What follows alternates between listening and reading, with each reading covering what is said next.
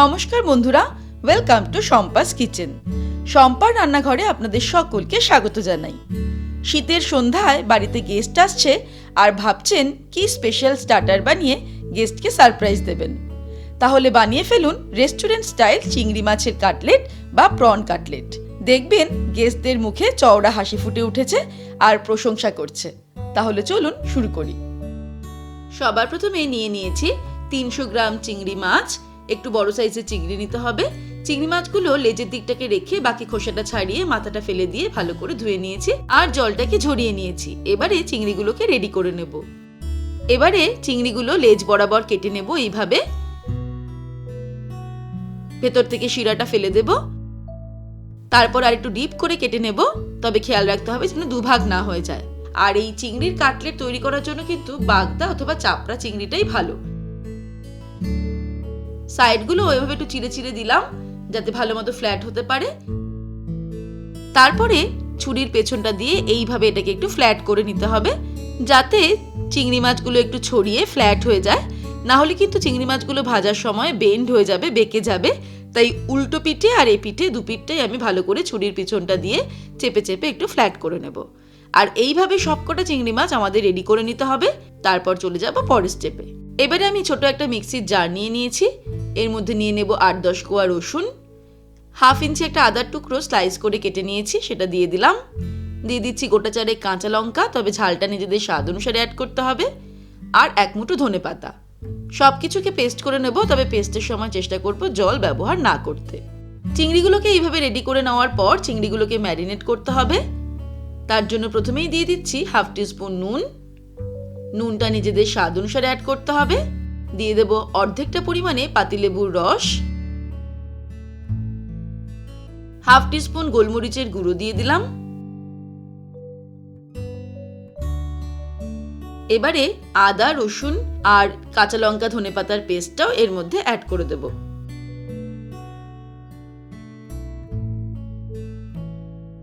1/4 teaspoon দিয়ে দিচ্ছি আজিনোমোটো বা MSG, তবে এটা অপশনাল। একদম রেস্টুরেন্টে স্বাদ আনতে গেলে কিন্তু এটা খুবই দরকারি একটা ইনগ্রেডিয়েন্টস, তবে আপনারা চাইলে স্কিপ করতে পারেন। আর ফাইনালি এর মধ্যে অ্যাড করে দেব 1 টেবিলস্পুন সরষের তেল। তারপর সবকিছুকে দিয়ে ভালো করে চিংড়ি মাছটাকে ম্যারিনেট করার পর এটাকে আমি রেখে দেব 20 থেকে 30 মিনিট। চিংড়ি মাছ কিন্তু খুব নরম মাছ, তাই খুব বেশি সময় ম্যারিনেট করার প্রয়োজন নেই। তারপর ফিরে আসছি। এদিকে 20 মিনিট হয়ে গেলে একটা ছোট বোলের মধ্যে একটা ডিম ফাটিয়ে নেব। দিয়ে দিচ্ছি সামান্য পরিমাণে নুন, সামান্য একটু গোলমরিচ দিয়ে দেব আর দিয়ে দিচ্ছি 2 টেবিলস্পুন কর্নফ্লোর। তারপরে সবকিছুকে ভালো করে মিক্স করে নিয়ে একটা ব্যাটার তৈরি করে নেব। খেয়াল রাখতে হবে যেন কোনো লাম্পস না থাকে। কর্নফ্লোরের ব্যাটারটা ভালো করে তৈরি করে নিয়েছি। আর এদিকে একটা থালার মধ্যে নিয়ে নিয়েছি কিছুটা পরিমাণে বিস্কিটের গুঁড়ো। এবারে একটা করে চিংড়ি মাছ তুলে নিয়ে প্রথমে আমি কর্নফ্লাওয়ারের মিশ্রণে ডুবিয়ে নিয়ে তারপরে বিস্কিটের গুঁড়ো দিয়ে কোটিং করে দেব। ভালো করে একটু চেপে চেপে কোটিং করতে হবে। আমি এখানে চিংড়ি মাছগুলোকে ডাবল কোটিং করব। এর জন্য একবার ভালো করে চিংড়ি মাছ দিয়ে কোটিং করে নেওয়ার পর আবার এটাকে কর্নফ্লোরের মিশ্রণের মধ্যে একবার ডুবিয়ে নেব। তবে আপনারা চাইলে কিন্তু সিঙ্গেল কোটিংও করতে পারেন। দুবার ডুবিয়ে নেওয়ার পর এবারে আমি আবারও ভালো করে এর মধ্যে একটুখানি বিস্কিটের গুঁড়ো লাগিয়ে নিয়েছি। দিয়ে এটাকে সমান করে দেবো চারিদিক থেকে, যেমনটা বাজারে কিনতে পাওয়া যায়। রেস্টুরেন্টগুলোতে চিংড়ির কাটলেটগুলো সুন্দর করে সমান করে প্লেন করা থাকে। তবে এটা শুধুমাত্র দেখতে সুন্দরের জন্যই, এটার জন্য কিন্তু টেস্ট কোনো ডিপেন্ড করবে না। ভালো করে শেপটা তৈরি করে নেওয়ার পর আমি চিংড়ির কাটলেটগুলোকে একটা প্লেটের মধ্যে রেখে দেব। এইভাবে আমাদের চিংড়ির কাটলেটগুলো সবকটাকে রেডি করে নিতে হবে। আর এই অবস্থাতে আমরা যে কোনো এয়ারটাইট কন্টেনারে রেখে ডিপ ফ্রিজে রেখে দিতে পারি প্রায় 5-6 দিন। সেক্ষেত্রে কিন্তু খুব ভালো থাকবে। ফ্রিজ থেকে বের করে রুম টেম্পারেচারে নিয়ে এসে এগুলোকে ফ্রাই করে আমরা সার্ভ করতে পারবো যখন তখন। সবকটা চিংড়ির কাটলেট রেডি করে নিয়েছি বিস্কিটের কোটিং করে। এবারে চলে যাব ফাইনাল স্টেপে। ফাইনাল স্টেপে আমি একটা কড়াইতে তেল গরম করে নেব, রিফাইন্ড অয়েল। বেশ খানিকটা তেল নিয়ে নিয়েছি। তেলটা খুব ভালো মতো গরম হয়ে গেলে ফ্লেমটাকে মিডিয়ামে করে চিংড়িগুলোকে ফ্রাই করে নেব। চিংড়ির কাটলেটগুলো কিন্তু ফ্রাই করতে খুব বেশি সময় লাগে না।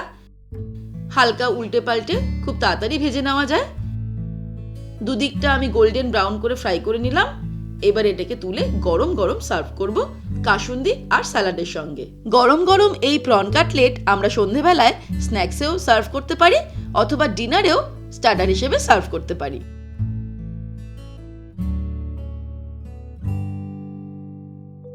তাহলে দর্শক বন্ধুরা, আজকের এই রেসিপি আপনাদের কেমন লাগলো আমাকে ভিডিওর নিচে কমেন্ট সেকশনে কমেন্ট করে জানাবেন। ভালো লাগলে লাইক করার অনুরোধ রইল, আর বন্ধুদের সঙ্গে কিন্তু অবশ্যই শেয়ার করুন। ভালো থাকবেন, সুস্থ থাকবেন। আমি আবার হাজির হব নতুন নতুন রেসিপির সঙ্গে। নমস্কার।